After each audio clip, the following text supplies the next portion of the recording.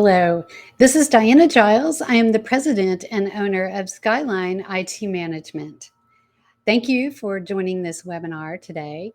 We are going to look at how we can improve our focus with technology. I want to give you a little backstory about how this webinar came about. I was recently in a presentation being given to our local Chamber of Commerce, and the speaker was discussing how we are responding as business owners to the recent, kind of post-pandemic business environment and the economic uncertainty and just kind of that kind of thing. But a very small part that she addressed at one point was how we can combat some of these things with trying to focus and improving our focus. And so that kind of got me thinking, well, how can we use technology to do that? And so then one thing led to another, and then I came up with this webinar. So that is kind of the genesis of that. But I wanted to kind of give you an idea of, what kind of started me down that path. So let's kind of get into discussing focus. And I don't know if you can relate or not, but have you ever found yourself starting work on a project? You're really in the groove. You're doing a really good job at getting a lot done and that kind of thing. And then all of a sudden you hear a noise indicating that you've gotten an email, and then you go and check the email, and then you decide, oh, I'll just go ahead and answer that email. And then the phone rings, and then a Teams chat message comes through, and then there's another email. And then something else comes up that makes you realize, oh, I need to do this. And before long, 3 hours have gone by, and you still have only gotten about 20 minutes work done on this thing that you had really sat down and wanted to work on. And so I don't know if that happens to you, but that happens to me. And so we really do need to try to get more time where we can really focus on what we need to do. A situation that is kind of similar to what I was describing, but there is like a study that has said that if you are really in the groove, you're working on something, it's you're being very productive and very focused intently on that, and then you go to answer an email that you've noticed has come through, and then after that it can take you 20 minutes or more to get back into that same really good rhythm where you were doing your project or whatever it was you were working on, to get back to where you were before you were interrupted by that email, to get back to that frame of mind. So that is why I'm going to go over some tools that you can do to kind of try to combat that, so that we can all have better and more focused time doing the work that we need to do. The first thing that we're going to look at is something called Focus Assist, and it is built into Windows. It is and there is an equivalent item in a Mac environment as well. I think it's called Do Not Disturb, and you can get there from Control Center. But we're going to look at how you get there in Windows, and this is the long way to get there. I'll show you another way in a minute, but you go to Windows Settings, and then you go to System and Focus Assist from the left menu. So what Focus Assist does is it puts your computer into a state where you don't receive all of those notifications that come to the bottom right of your screen, and it will suppress those and other type distractions that involve any kind of a notification like that, so that you can get more work done without distraction. So the first thing in your settings for Focus Assist is obviously you can turn it off. The other thing that you can do is set, you want to turn it on, but maybe there's some things that you want to allow through and others that you don't. So you can turn the priority on and then customize it to your preferences. And that can mean maybe you want to allow phone calls to come through your desk phone. The desktop computer phone, if you use that kind of a thing, or on Teams. If you want to allow reminders Regardless of the app that's involved, you can do it that way. If you want to specify by apps, you can do that down here in the apps section. You can control which apps you want to allow things to come through that involve a notification from an app. You can also set it to allow certain people. So if there are people that you want to put a priority on, if you get a message or a call from them, you can do that here as well. The other thing that you can do is set it to alarms only. And so that would only allow any kind of an alarm that you have set to alert you. Other than that, you won't get any notifications, but simply for alarms. Then besides turning it on and off manually, you can set some rules to have it automatically come on. You can do it by time and schedule, and that is, pretty self-explanatory here. Then you can decide, again, priority or alarms only there as well. Also, if you are in a presentation situation where you're projecting your screen to a video monitor or video projector, then you're duplicating your display. You can have that go on automatically in those situations as well. And then I know this is very important at the office, but when you are playing a game, you can turn on focus assist so that you are not interrupted by anyone when you're playing your games at work. And then finally, when you are using an app in full screen mode, so this would be like if you're watching a video or if you are in a webinar, a Zoom meeting, a Teams meeting where you have full screen mode engaged, then you would automatically, with this on, Focus Assist would have already come on automatically. And then you can also receive, if you check this box, receive a summary of the things that went on while Focus Assist was turned on. You can get a summary of those notifications so that you don't miss anything. And let me show you how to turn Focus Assist on quickly and easily. If you go down here to the bottom right in your notifications area and you click that, then you'll see the quick action for Focus Assist. It's right here. I have it on alarms only. I can turn it off. Then I can do it priority only. And then I can go back to alarms only. The other thing is if you right click, you can go to settings much quicker. Takes you right to the Focus Assist settings directly. So that is Focus Assist. The next thing that we are going to go into is something called Focused Inbox. And what Focused Inbox is it is part of Outlook. If you have an Exchange type email account with Microsoft and you have hosted email exchange where it has the ability to do Focused Inbox, then it basically divides your inbox into two columns, if you will. One are your focused emails that are a priority, and then there are the other emails, which are a lesser priority. And so Microsoft uses the artificial intelligence similar to that which is used to determine if an email is spam or if an email is phishing and that kind of thing, to determine if it is an email that is a priority to you. Maybe the person who sent the email is someone that you engage with a lot. On a regular basis, who has emailed you before. Maybe they are emailing you the first time and it looks like it's an advertisement. Well, that one would go to the other typically. So it is artificial intelligence, so it's not perfect, but I find that it works really well. And you might try it if you've never tried it. I would also suggest if you were somebody who, because it's been out for several years, so if you were someone who turned it off because you didn't like it when it first came out, I would give it another shot. It's improved, and it is something that I think really does help to focus us on our most important emails and save the others for maybe the end of the day or another time that you determine you want to go through those.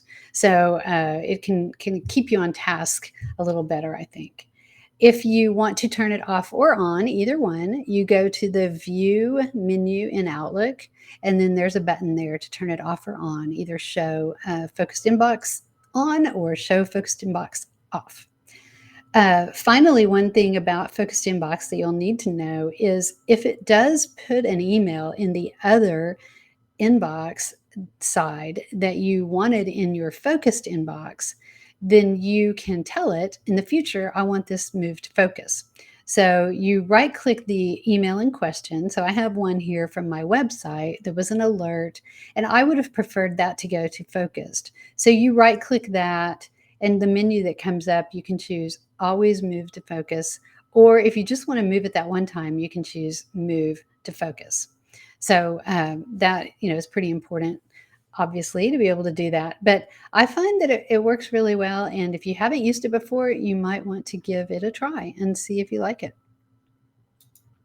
The next thing that we're going to talk about is Viva Focus Plan. And so, what this is it's a part of Microsoft 365 business plans. It's available for users of Microsoft 365 Business. And I kind of have to explain a little bit here on the naming because Microsoft is sort of known for doing some kind of strange things with names, changing names, and that kind of thing. And it's no different here. So first of all, Microsoft Viva. If you hear Microsoft Viva, you kind of want to automatically, at least at this point, think about kind of the human side of office work, human resources, the way that people interact with their applications, the way we use our applications to get work done, our productivity, our well-being at the office, these kinds of things. So kind of think of that. So now they've taken this piece that they had called My Analytics and they've rolled that into Microsoft Viva. So to get to this focus setting that we're going to talk about called a focus plan, you're going to go to myanalytics.microsoft.com as I have up here. And then you would log in if it prompted you. If your computer is already attached to a Microsoft 365 account, you don't have to worry about that. You'll automatically go there. But you log in and then you go to Focus. And here, if it's the first time you're coming here, it's going to look a little different. It'll take you through a setup kind of wizard.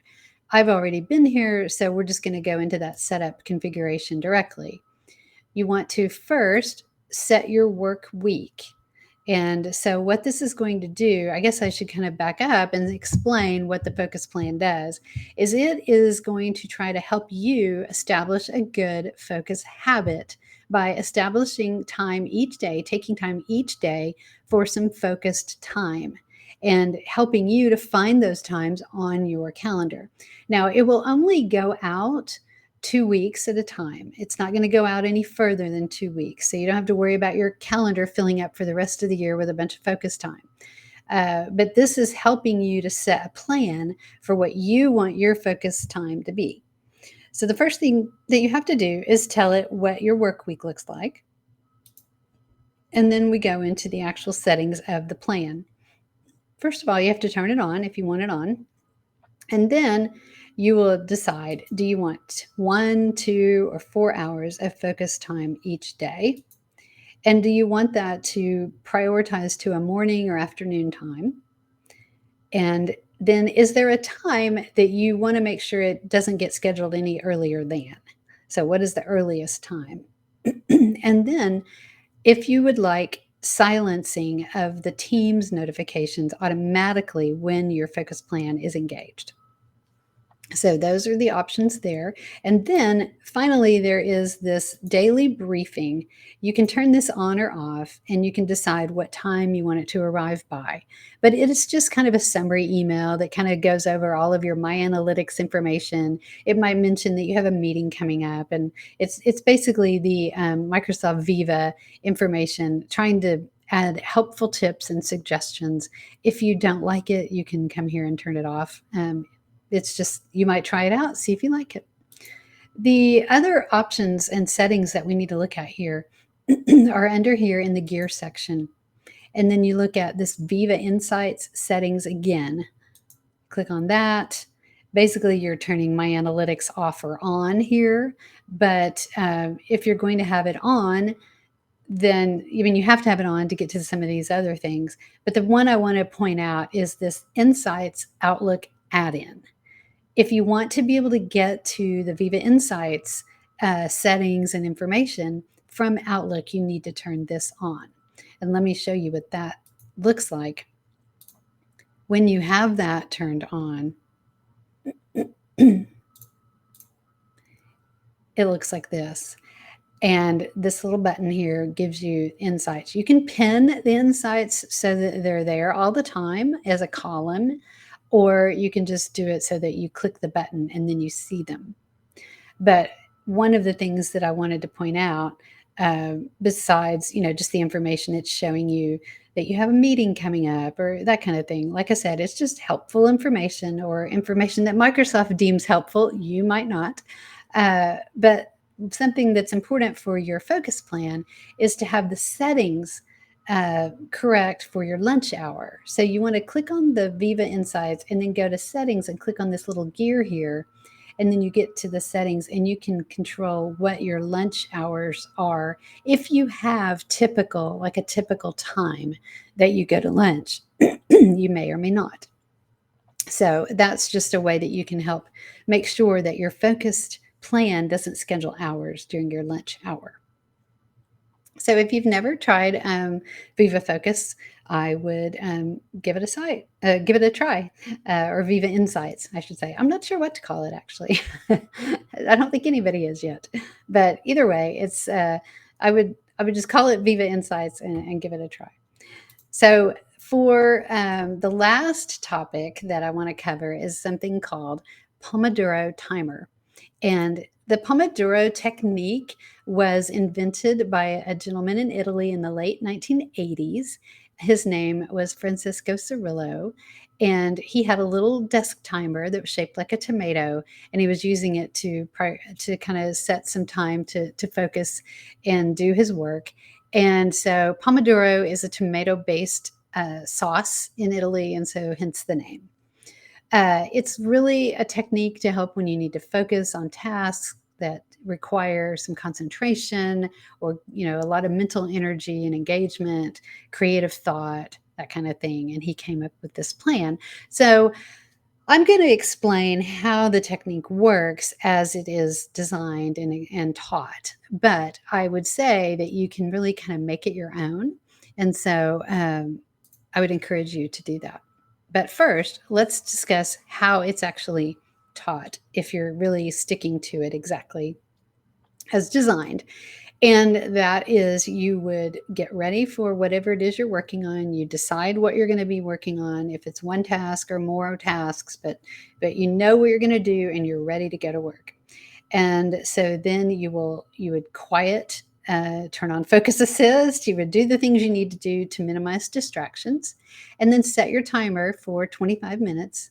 And this can be a timer on your phone. There are even Pomodoro apps. There's one called Be Focused that you can get. You can use apps on your computer, such as the one I have here, that will, you can customize them completely. So I've got a couple here that can be used. And incidentally, those particular alarms, when that comes due, it will go through any focus assist settings that will come on. So you would get interrupted by the timer if you had focus assist on, if you were using that alarm that was built into your computer. So you set the clock or timer for 25 minutes, you work on your project, and then when the alarm goes off, you set a timer for 5 minutes, and then you leave your desk or get up or at least stretch, get a drink of water, whatever you want to do for 5 minutes, and then get back to it, set the timer for 25 minutes and keep going until it goes off again.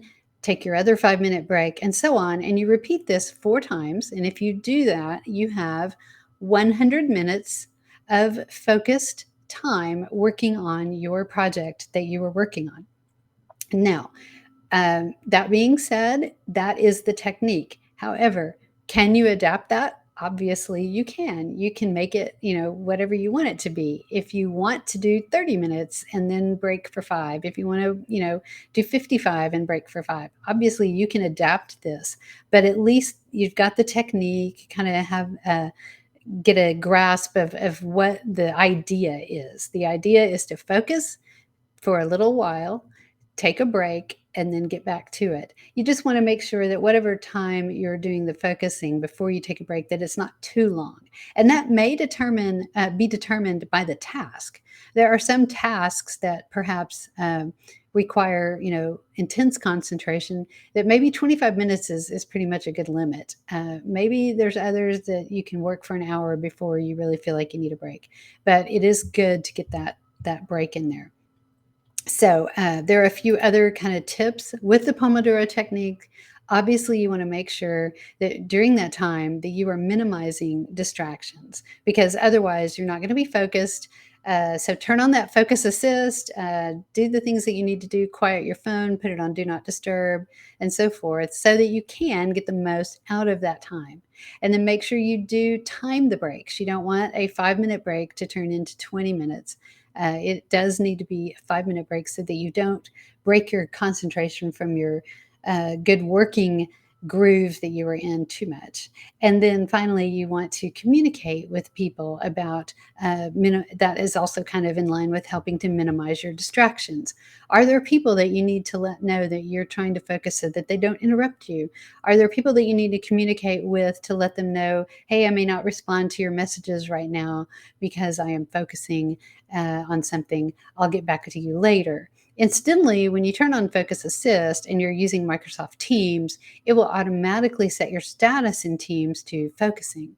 But in other cases, there may be people that you need to let know, so that they are not wondering why they're not hearing back from you. And then also, it's also for your mental clarity while you're working, that you're not worried and thinking about them worrying about responding, getting a response from you. So it helps you as well. So communication is always good. So these are the 4 tools that I wanted to help you kind of get more knowledge about or learn about if you didn't know about them already. And I would just ask that if you have any questions or comments or suggestions about other topics that we might bring to you in a webinar or a video like this, that you leave those in the comment section of whatever platform you're watching this video through. And if it isn't too much trouble, I would appreciate it if you could like the video, share it with others. Comments, likes, and shares really help to get content that we put out in front of other eyes. And that's good for business. And it is much appreciated. If you can take the time to do that, I would be grateful. And so this is Diana Giles with Skyline IT Management. Have a great day and stay focused.